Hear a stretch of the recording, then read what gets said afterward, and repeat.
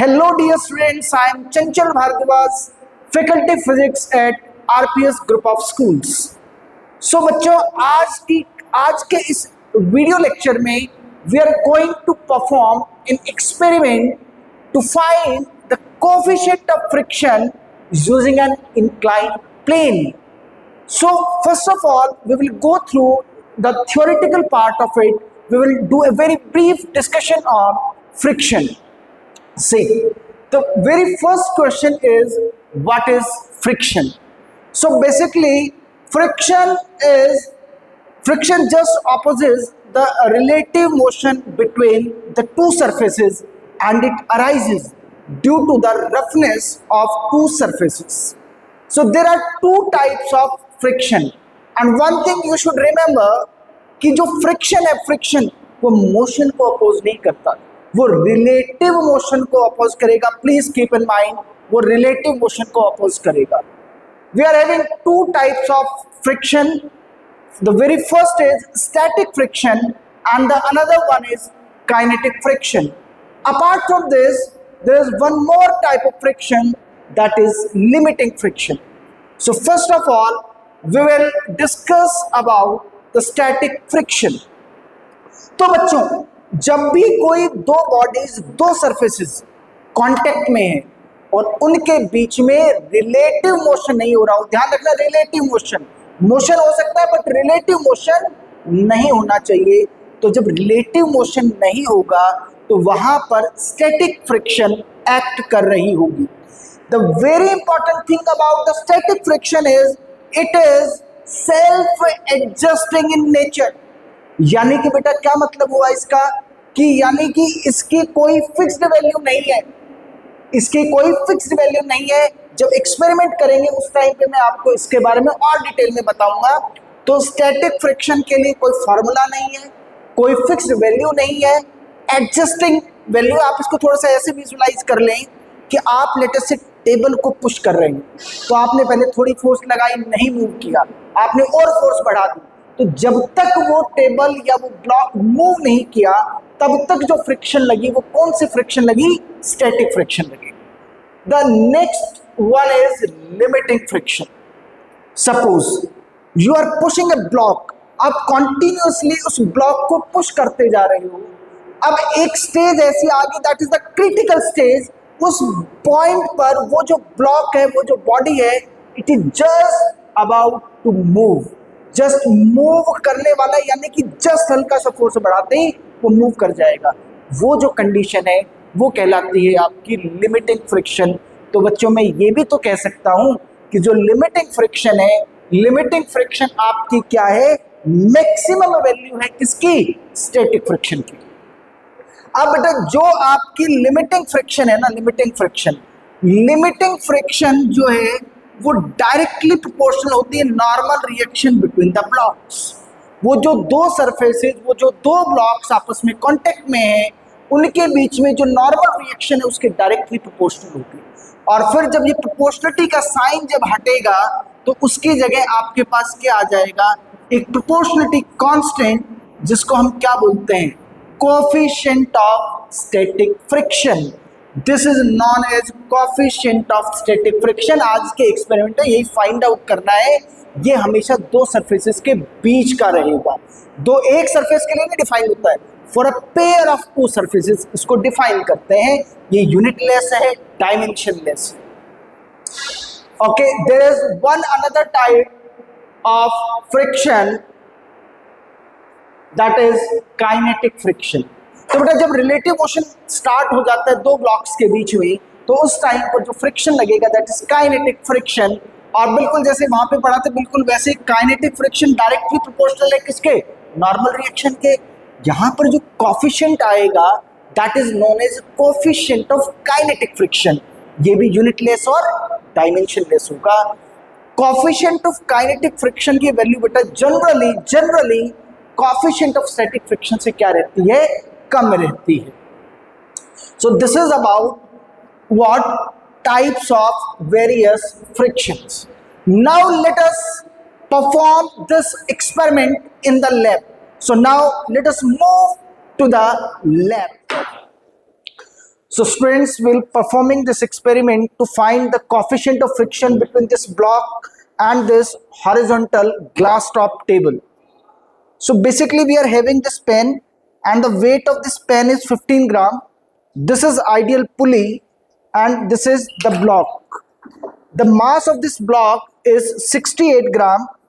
और ये रीडिंग्स मैंने यहाँ पर लिख ली है, देखिए आप, weight of the pen is 15 gram और ये जो वुडन ब्लॉक है, the weight of this wooden block is 68 gram. Now we will assume the weight of this pen plus the weight of the metal block. ये metal block हम यहाँ से इस pen में रखेंगे, इसका टोटल वेट हमने रखा है W1. इस वुडन ब्लॉक पे जो वेट रखेंगे उसका प्लस वुडन ब्लॉक का जो वेट माना वो कितना माना है हमने, W2. अब बेसिकली देखो क्या करेंगे, यहां से मैंने 10 ग्राम का ये मेटल ब्लॉक लिया और इस पेन पर रख दिया, ये रख दिया. तो आप देखिए कुछ वुडन ब्लॉक में कोई मूवमेंट आई क्या? अभी बताओ, कोई मूवमेंट नहीं आई, यानी कि ये अभी भी इक्विलिब्रियम कंडीशन में है. और जो स्टैटिक फ्रिक्शन का बताया था कि एडजस्टेबल फोर्स है, अभी भी इसने क्या किया है, स्टैटिक फ्रिक्शन लग रहा है. कौन सा फ्रिक्शन लग रहा है? Static friction. अब मैंने एक 5 ग्राम का ब्लॉक और रख दिया यहाँ पे, थोड़ा सा ध्यान से रखना पड़ेगा इसको. देखिए क्या अभी कुछ मेजरमेंट, क्या अभी कुछ इसमें स्लाइडिंग हो रही है क्या? नहीं, अभी भी कोई स्लाइडिंग शुरू नहीं हुई है, यानी कि अभी भी क्या है, अभी भी इक्विलिब्रियम कंडीशन में है. अब मैंने क्या किया, एक 2 ग्राम का और ब्लॉक उठाया. अच्छा, इस पर हमने एक 5 ग्राम का यहां भी रख देते हैं इसको. तो टोटल अब इसका कितना हो गया मास भाई? 68 ये था और 5 ये हो गया, तो कितना हो गया टोटल? 73. तो यानी कि यहां पर W2 पर हमने जो मास आ गया वो कितना आ गया? 73 ग्राम. ठीक है, अभी यहां पर हम कितना रख चुके हैं? 5 प्लस 10, 15 रख चुके हैं, लेकिन अभी तक कोई मूवमेंट नहीं आई. मैं 2 ग्राम का और रख देता हूं, अभी भी मूवमेंट स्टार्ट नहीं हुई. अब मैंने क्या किया कि अब देखिए, अब मूवमेंट स्टार्ट हो गई इसके. अब मैंने जब इस पर देखो, इसको बिल्कुल सेंटर पे रख देते हैं हम लोग, तो देखिए अब इसकी मूवमेंट स्टार्ट हो रही है, चल रहा है चल रहा है चल रहा है. यानी कि इस टाइम पर क्या हो गया, कौन सी फ्रिक्शन लगी है? लिमिटिंग फ्रिक्शन लग गई, जस्ट मूव करना स्टार्ट कर दिया इसने, है ना. तो अब आप देखिए कि W1 की वैल्यू कितनी आई. W1 की वैल्यू बताइए कितना है कार्तिक, आप बताओ टोटल कैलकुलेट करके. 10 प्लस 5 प्लस 2 प्लस 1, तो कितना आया ये? 18 ये, और इसका ऑलरेडी कितना था? 15. तो यानी कि W1 की वैल्यू कितनी आ जाएगी आपकी? कितना पहले कितना था? 15. 15 प्लस 18 कितना आया ये? 33 ग्राम. सिमिलरली हम 2-3 स्टेप्स और अलग अलग क्या करेंगे, इसको इंक्लाइन करके चाहे तो रिपीट कर सकते हैं. अभी इसकी फर्दर कैलकुलेशन म्यू कैसे फाइंड आउट करेंगे वो अब देखते हैं हम लोग. Hope you have enjoyed this beautiful experiment to find the value of coefficient of friction. तो देखो बेटा, आज का जो आपने ये सेटअप किया, ये सेटअप कुछ कुछ कैसा था, मैं जरा उसको ड्रॉ करता हूं और उसके बाद बात करते हैं. आपने वो ऑब्जर्वेशन टेबल भी देखी, वो जो सेटअप रहा हम लोगों का वो कुछ कुछ ऐसा रहा कि यहां पर आपको याद है कि वो वुडन ब्लॉक था, लेटेस्ट से उसका मास कैपिटल है, ये यहां पुली हमने रखा था, और यहां पर वो जो हैंगिंग पार्ट था उसका मास था. जस्ट ब्लॉक जब मूव करने वाला था तो बेटा यहां पर आपके पास कौन सा फ्रिक्शन लगा? यहां पर आपके पास लिमिटिंग फ्रिक्शन लगा, which is balanced by this tension. ये स्ट्रिंग सेम है, आइडियल स्ट्रिंग थी, ये टेंशन T रहा, and this is small mg. So the value of T is equal to mg. ये हमने क्लासरूम में जब फ्रिक्शन पढ़े थे उस पर क्वेश्चंस किए थे, तब भी ऐसा हमने पढ़ा था. और बेटा T की value from this FPD, T की वैल्यू किसके इक्वल आ गई? Limiting friction. यहां पर इसका weight capital mg and this is a normal reaction from the surface. So the value of tension is small mg and this limiting friction is mu s n. The value of n is capital Mg. This is mu s into capital Mg. So here comes the value of mu s is small m by capital M. जो बात मैं आपको बोल रहा था कि ये unit less है, आप यहां से भी चेक कर सकते हैं, mass upon mass this is unitless. तो यानी कि sir coefficient of static friction इस केस में जो हमने एक्सपेरिमेंट किया उसमें कैसे आएगा, this mass divided by the mass of this pen. आपको याद है कि this is mass of, this is the weight of the pen plus जो हमने स्टील ब्लॉक्स जो रखे थे वो, और ये वाला क्या आया था आपका वुडन ब्लॉक का मास, और जो हमने मेटल ब्लॉक इस पर रखा था वो।